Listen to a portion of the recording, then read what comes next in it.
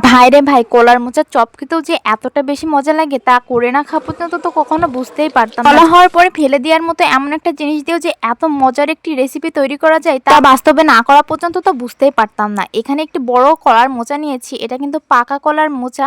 এখানে কিন্তু যে কোনো ধরনের কলার মোচা দিয়ে করা যাবে। এর আগেও একবার আমি মোচা দিয়ে চপ বানিয়ে খেয়েছি, কিন্তু আগের দিনের থেকে আজকেরটা আরো বেশি মজা হয়েছিল, কারণ আজকে আমি একটু ভিন্ন রকম ভাবে এই চপটা বানিয়েছিলাম। আজকের বানানো এই চপটা খেয়ে তো সবাই অনেক বেশি পছন্দ করেছে। যদিও এই কলার মোচার চপের ভিডিওটা 2-1 দিন আগের, কারণ সময়ের অভাবে আমি এডিট করতে পারিনি। ভিডিও না দিলেও আমি একটা পোস্ট করেছিলাম, এই চপের ছবি দিয়েছিলাম, আর একজন আমার কাছে এই রেসিপি চেয়েছিল যে কিভাবে বানায়। তার জন্য এই ভিডিওটা আমি আজকে আপলোড দিব। আর তোমরাও যদি এমন মজার চপ খেতে চাও তাহলে অবশ্যই ভিডিওটি সম্পূর্ণ পর্যন্ত দেখবে, আর অবশ্যই ট্রাই করে দেখবে যে কেমন হয়েছে। আসলে কিন্তু অসম্ভব মজা লাগে এই কলার মোচার চপ।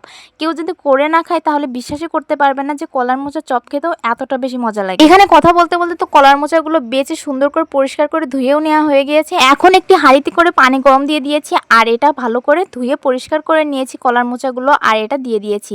এটা কিন্তু সুন্দর করে একটু কুচি কুচি করে কেটেও দিয়েছিলাম যাতে এটা সিদ্ধ হতে সুবিধা হয়, আর যখন আমি এটা মাখাবো আর কি বেসনের মধ্যে দিয়ে মাখাবো তখন এটা মাখাতেও সুবিধা হবে। কলার মোচাটা বেশ অনেকক্ষণ ধরে সেদ্ধ করতে হবে যাতে সম্পূর্ণভাবে এটা সেদ্ধ হয়ে যায়, আর সেদ্ধ হয়ে গেলে এর যে পানির কষটা আছে এই কষের পানিটা অবশ্যই ফেলে দিতে হবে, কারণ এটা একটু তিতে তিতে ভাব থাকে, আর এই কষটা ফেলে দেওয়ার কারণে কিন্তু সেই তিতে ভাবটা একদমই চলে যাবে। সেদ্ধ করা কলার মোচাগুলো আমি একটি পাত্রে ঢেলে নিলাম, আর এখানে দিয়েছি বেশ অনেকটা পরিমাণে পেঁয়াজ, 2-3টা কাঁচামরিচ কুচি, সামান্য পরিমাণে আদা বাটা, রসুন বাটা, জিরা বাটা, আর দিয়েছি সামান্য পরিমাণে হলুদের গুঁড়া, 2টা এলাচ ফল, আর দিয়েছি ডালচিনি বাটা, আরও এখানে দিয়েছিলাম সামান্য পরিমাণে মরিচের গুঁড়া আর জাফরান, একটু কালারের জন্যই জাফরান দিয়েছিলাম খুব সামান্য পরিমাণে।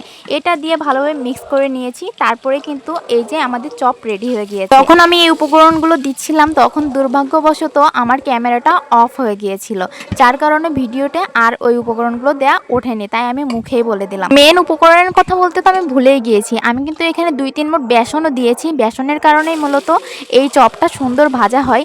এখানে ভালো করে বেসনটা দিয়ে নিয়েছি, তারপরে এটা হাতের সাহায্যে ভালোভাবে মিক্স করে নিয়েছিলাম। এটা এবার মিক্স করা হয়ে গেলে এখানে তেল গরম করে নিয়েছি কড়াইতে করে। তেলটা গরম হয়ে আসলে আমি এক এক করে চপগুলো দিয়ে দিচ্ছি, পাতলা পাতলা করে চপগুলো দিয়ে দিচ্ছি, একদম পেঁয়াজির মতো করে। পেঁয়াজির চপ যেভাবে করে ভাজতে হয় আর কি সেইভাবেই করে আমি ভেজে নিচ্ছি। এপিট ওপিট করে উল্টিয়ে দিচ্ছি, এই পাশ হয়ে গেলে আর এক পাশ উল্টিয়ে দিচ্ছি। এভাবে করে কিন্তু এক এক করে আমার সব চপগুলোই ভাজা হয়ে গিয়েছিল। আর এই চপগুলো ভাজার পরে দেখতেই পাচ্ছেন কতটা ক্রিস্পি হয়েছে, আর ভেতরটা একদম নরম। কলার মোচার চপ দেখতে যতটা না সুন্দর লাগছে, এটা খেতে কিন্তু তার থেকে অনেক বেশি মজা। সৌন্দর্যের জন্য আমি একটি কলার মোচার উপরে এই চপগুলো রেখেছি যাতে দেখতে সুন্দর লাগে। তো ভিডিওটি কেমন লাগলো অবশ্যই কমেন্ট করে জানাবেন। ভিডিওটি ভালো লাগলে লাইক কমেন্ট শেয়ার করে পাশে থাকবেন। আজকের মতো আল্লাহ হাফেজ।